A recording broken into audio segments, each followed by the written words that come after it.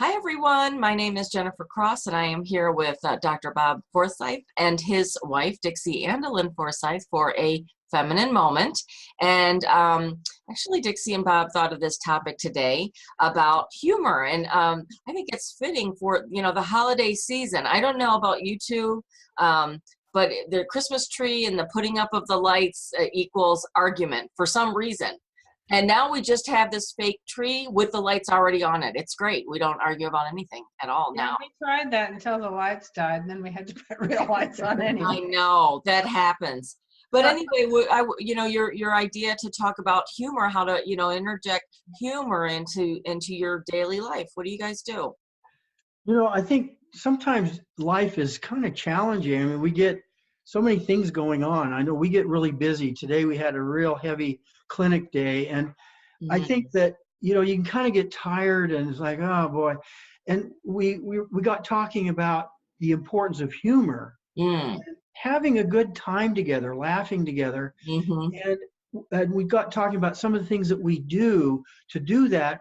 And it's amazing how humor can kind of bring your energy back, even though you're kind of so true. We call it down. You kind of got down, kind of worn down. Humor can really energize and put a little more fun back into your relationship. And there's things that we do that I think we kind of do them in a similar way, but they produce great results. Okay. This comes from a lot from my mother's side of the family. My father's side was very serious. My mother's side always sat around and laughed and told family stories. And there are some really funny family stories. Maybe that side of the family is just weird. Nobody else's family is kind of weird. Weird is fun. We got some weird people. We got some weird people. My mother would never do this, as good as her sense of humor was, but there's stories on her side of the family that are so funny. We laughed for years about it. Her mother, my mother's mother, my grandmother, was really absent-minded. Okay. I mean, ridiculous, absent-minded. And so there's a bunch of stories. I'll just tell you one. Well, she signed a check. Well, yeah, with the name of she signed the name of the person she was writing the check to as the signature on the check. Was Mayberry. She signed her signature, May Brinkerhoff. She was giving the check to a person named Brinkerhoff. So she signed her name May Brinkerhoff by accident. And of course, she did absent. This was in Arizona when it wasn't so big as it is now in Mesa.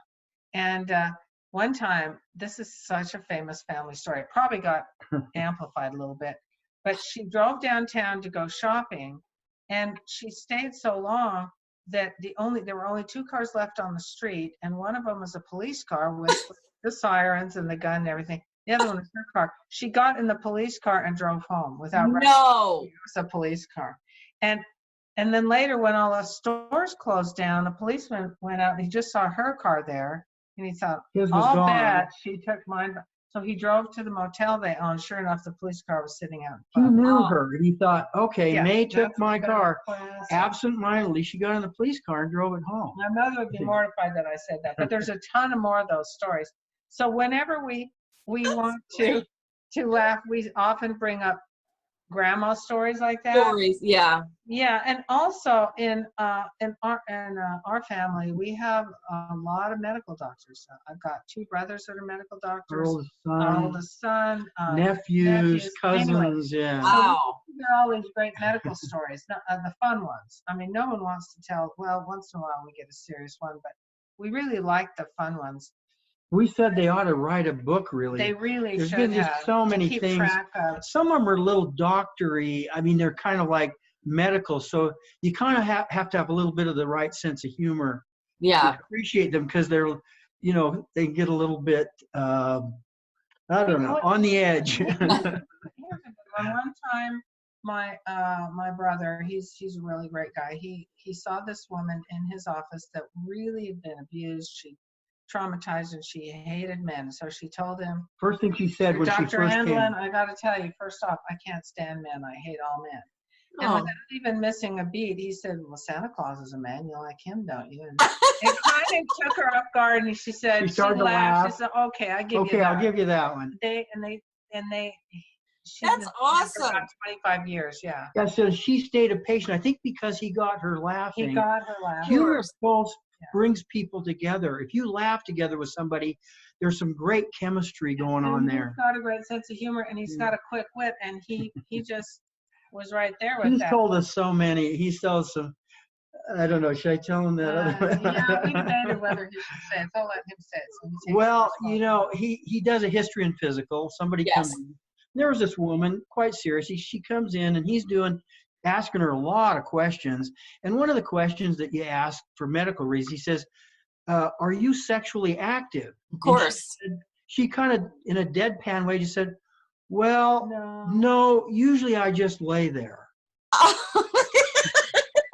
Now, he said, I don't know whether I should tell that one or not, but he said, that was a little bit edgy, but yeah. he said sometimes he has to kind of just hold his from He said bursting he out. almost had to go in the next room. Yeah, and you know, he's told us there was another one. I don't know. Yeah, Should I you tell don't it? wanna tell that one. Okay. Tell All right. that one. We say I want to hear that one later, but Yeah, Okay, I'll we'll tell you later. that one later. It's still like, what? But once in a while, he'll bring something like that up if I'm a little too serious to get me laughing. He says, "Remember that story?" Or Oh, I son love Johnny's here. that. He'll tell us one of his latest doctor stories. So we get laughing about stuff like that. And you know, I don't know, it changes the mood when you find some humor in everything.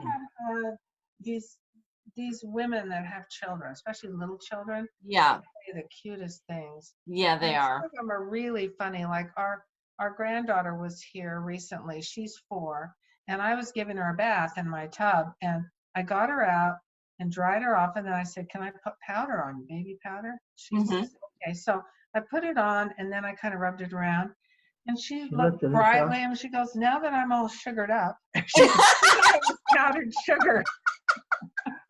No, I'm all sugared up. Like a powdered donut. Yeah. Now that I'm all sugared up.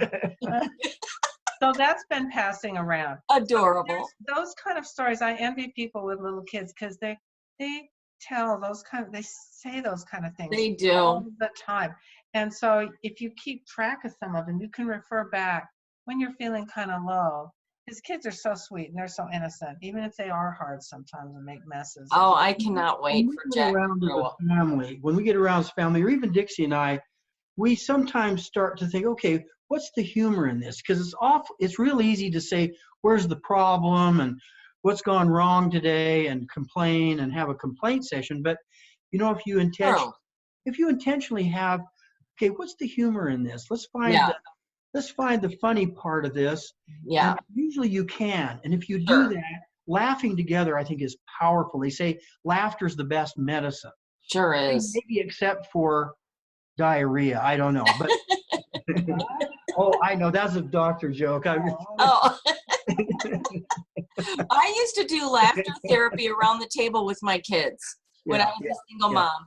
And, you know, we'd be sitting there, and I would have done it for me even more than them, but now they just love it. And I would force myself to laugh. And of course, when somebody else is laughing, you laugh. Yeah. And it's so contagious. And one thing leads to another. You know, if you sort of set the tone of, let's find the humor in this, somebody else it sets their mind in a little different direction too. And they think, well, yeah, let's see, there was this that happened today. Or, you know, funny things happen all the time, but sometimes you have to maybe intentionally look for it and find the humor. And laughing together, I think, is just great. You know what? And also I'm thinking, of course, I'm always thinking about Jeff and I. I'm like, you really need to know your spouse to know what's going to make them laugh. You know, like what is the one-liner that's going to get them every time? You know? Sometimes it's a line from a movie. There's some incredible writers that write It's so movies. true. Some movies have really great writing. It's not a movie, but I think I Love Lucy has some of the greatest writing I've ever seen. And you can watch some of those episodes, and it can really some great humor. Yeah, some really great humor there. We still laugh about some of the lines from some of the episodes on that. So there's a lot of good writing. In fact, one of our daughters is sort of a movie snob. She said that you can tell a good writer by how many quotable lines are in it. Oh, that's a good Bad point. writing is when you can't think of a thing to quote from it. Yeah, no, if I come out of a movie and there was not one thing I remember anybody said, it was just a lot of explosions and I don't know. I think, I don't know, that wasn't that great of a movie in a way. I mean, it was exciting, but if I come out there and say, hey, remember when he said that? I thought that was really great. If I remember lines, to me, that's a real compliment to the movie. But anyway, That's great. Thank you guys so much. I'm thinking of other things too, like when you're sitting around the table and conversation gets dull, start writing a list of conversation starters, because, when I go back to the classic Fascinating Womanhood, your mother's book, I think about when she wrote about that, like to ask him leading, open-ending questions. I don't remember what chapter, but she alluded to that because, we all come home from a hard day at work. And in a way, if the woman is in charge of creating the atmosphere of the home, have it top of mind a few topics maybe to bring up that are light and maybe lighten the mood or help him out. I think one person can actually change the mood of a whole room. Oh, absolutely. There's a little bit of a sense of humor in there. Yes. And other people start laughing a little bit. I've seen it in groups or friends we're talking serious about, I don't know, get real serious about politics or, the economy or some kind of problem-oriented thing. And then somebody finds some humor and somebody else, and pretty soon you're laughing about things, changes the whole mood. And one person can do it. And definitely. We're in a unique position that we can, when we understand this, we can actually do something about it deliberately. Sometimes men will, but sometimes they don't think of it. Well, yeah, right. Does this relate to any chapter of the new book, Timeless, coming out? This topic is discussed partly in the part on your understanding your feminine mind. Oh, I like that. It's part of that. Makes sense. Okay. Yeah. How to use humor to change your perspective and the mood of what's going on. You kind of get back upstairs in your mind where I like it. All the light is and everything. So awesome. Well, thank you guys so much. This was fun. Thanks for the talk, and we will visit again soon. Okay. Take care, everybody. Thank you for watching. Like, share, and comment below. Bye-bye. Keep laughing. Yeah, keep smiling.